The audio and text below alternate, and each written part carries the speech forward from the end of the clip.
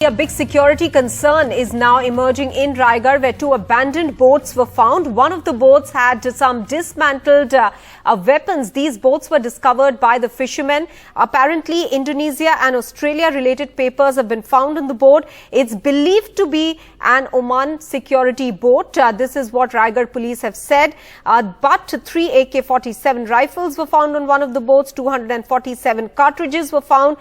This is being revealed by some of the public representatives in Raigad. Let's first listen in to what Devendra Fadnavis is saying about the boats being found in Raigad.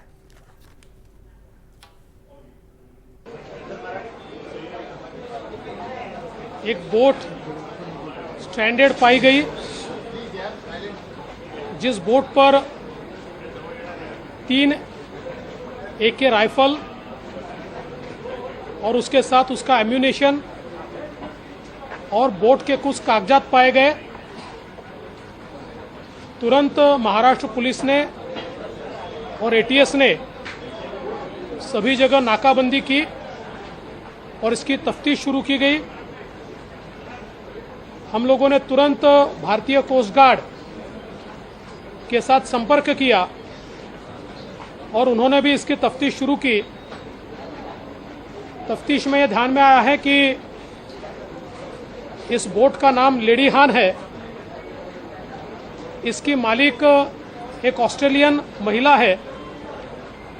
उस महिला के पति इस boat के कप्तान है और ये बोट मस्कत से यूरोप की ओर जा रही थी और करीब 26/6/2022 को इस बोट का इंजन ये खराब हुआ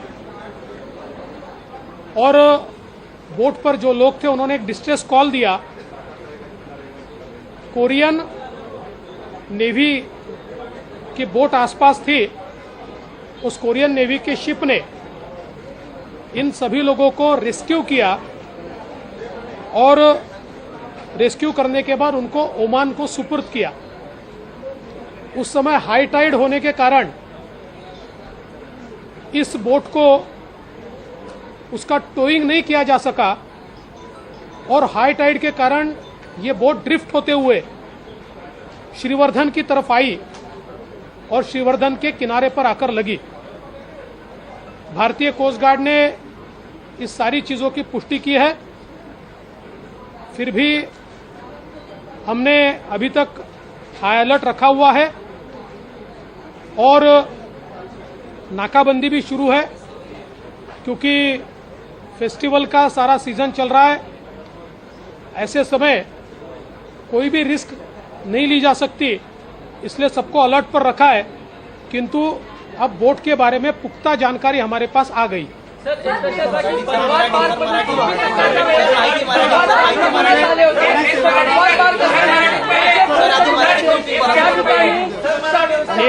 एका वेळी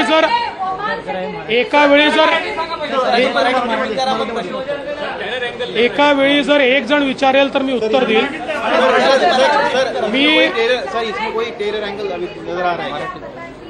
मी मराठीच्या संदर्भात पूर्ण निवेदन केलेलं आहे। आपण सगळ्यांनी ते लाईव्ह दाखवलेलं आहे। त्याच्यामुळे म्हणून मी हिंदीत या ठिकाणी येऊन निवेदन केलं।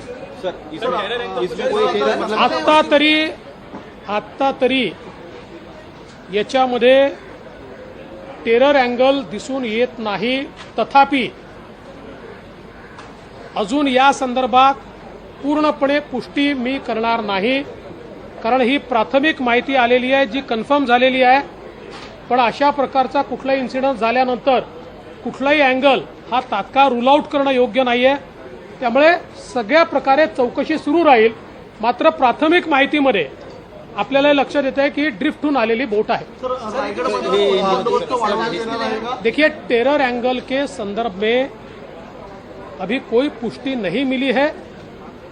अभी तक जो जानकारी मिली है उस जानकारी के अनुसार ये ड्रिफ्ट होकर ये बोट आई है, जिसकी पूरी जानकारी मैंने आपको दी है।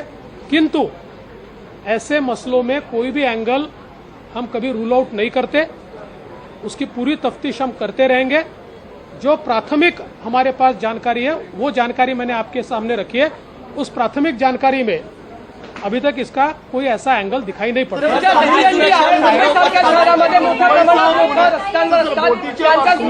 तुम्ही दोघं आपापसात ठरवा, मी दोघांना उत्तर देतो। तुम्हाला एकच मिनिट तुम्हाला दोघांना उत्तर देतो। एक एक करून विचारा, तू आधी विचार मग तू विचार, एवढा काय भानगड आहे आपली। मुंबईमध्ये सर ज्या दहीहंडी आहे अशामध्ये मोठ्या प्रमाणात लोक रस्त्यावर असतात। आजच अशी घटना घडल्यामुळे कुठेतरी सुरक्षेमध्ये अधिक वाढ किंवा त्याच्याबद्दलची खबरदारी सरकार या संदर्भात सुरक्षेच्या संदर्भातले सगळे आदेश दिले आहेत। मी पुन्हा सांगतो, अशी घटना झाली असली तर आपण कुठेही त्या संदर्भात कोताही करू शकत नाही। आपल्याला त्या संदर्भात लक्ष ठेवावंच लागतं। त्यामुळे मुंबईमध्ये सेन्सिटायझेशन हे करण्यात आलेलं आहे। सर, या बोटीच्या पार्श्वभूमीवरती मुंबई असेल, पुणे असेल, नाशिक असेल, या प्रमुख शहरांना हाय अलर्ट देण्यात आलेला आहे का? या पोलीस आयुक्तांशी तुमचं काय वैयक्तिक बोलणं? असं आहे की हाय अलर्ट हा प्रत्येक वेळी द्यावा लागत नाही, सेन्सिटाईज करावं लागतं। ज्या ठिकाणी हाय अलर्ट देण्याची आवश्यकता आहे तिथे तो दिलेला आहे, बाकी ठिकाणी सेंसिटाइज केला है।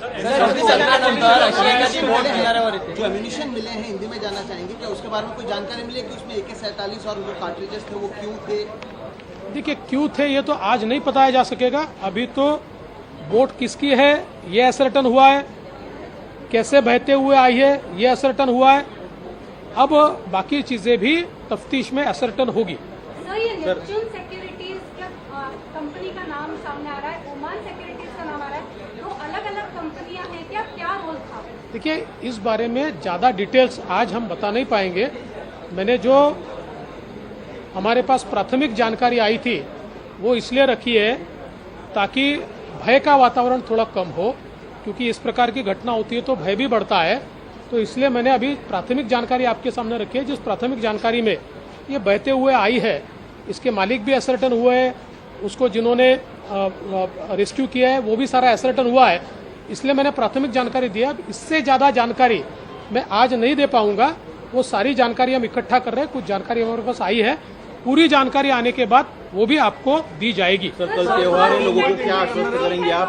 बहुत भीड़ होती है मुंबई में, किस तरह से उनको लोगों को आश्वस्त करेंगे आप कल? देखिए ऐसा है कि चूंकि त्योहारों के दिन है, इसलिए त्योहारों के दिनों में कोई कोताही नहीं बरती जा सकती। ये इन्फॉर्मेशन आई है तब भी हम लोगों को अलर्ट ही रहना पड़ेगा। इसलिए जहां रेड अलर्ट की आवश्यकता है वहां रेड अलर्ट दिया गया है, जहां पर सेंसिटाइजेशन की आवश्यकता है वहां सेंसिटाइज किया गया है और पूरे तरीके से। So here's what we know about the boat so far, and we'll go across to Sohit in just a bit. I'll just put out some of the important highlights of this suspicious boat. 16 meters boat with weapons found near Raigarh. The boat has a lifeboat owned by Australian citizen. The boat is called Lady Han. That's owned by Hannah Lodergan. Owner's husband, James Harbert, is the captain of the boat. The Maharashtra Home Minister has so far said no terror angle yet, but investigations are underway. Sohit is joining us with more details now. Sohit, there were two boats and now it's clarified one is a lifeboat along with the boat. But why was it abandoned? Has that point been clarified? While Fadnavis didn't say anything while speaking to the media, while speaking inside the Maharashtra Assembly, he said that on 26th of June 2022, around 10 a.m., there were some issues with the boat's engine, and around 1 p.m., the people on the boat were rescued. But while the people were rescued, they were unable to rescue the boat. They were unable to tow the boat, and that is the reason the boat was in the sea, and later it reached the Harihareshwar coast. As of now, the local police as well as the central agencies are investigating the matter. And yes, you are right. Earlier there were confusion regarding whether there was one boat or two boats. Aditya Tadkare earlier said that there were two boats. Aditya Tadkare is the local MLA from Raigarh, whereas now the Home Minister as well as the Deputy Chief Minister of Maharashtra, Devendra Fadnavis, has clarified that this is a boat that belongs to an Australian. Her name is, the boat's name is Lady Han, and the citizen's name to whom the boat belongs is Hannah Lonergan. Her husband's name is James Harbert. He is the captain of the boat, and this boat was supposed to go to Europe via Muscat, but it has reached the Harihareshwar coast. Further investigation is being done. While Fadnavis has also said that as of now there is no terror angle, but investigation is going on and we can't rule out any angle as of now. I asked him that do you have any reason that why were ammunition, arms and ammunition present on that boat? He said as of now we can't say why were these present, but the matter is being investigated. I am sharing the primary information so that people don't get scared. We have already increased the security at the coast level as well as in Raigad district, and since there is Daihandi tomorrow and in 10 days there is Ganeshotsav that is going to be celebrated across Maharashtra, the biggest festival in Maharashtra, we will ensure that the security is on high alert, and wherever necessary we will give the appropriate details as well as information to the police. As of now, the local police, which is the Raigad police, along with the central agencies, are investigating the matter. They are also trying to contact the owner of the boat and trying to find out the other details. But one thing that has been said is that no terror angle as of now has been found out, but this is the primary information that they have received and the investigation is going on. All right, Sohit, many thanks for joining us with those details.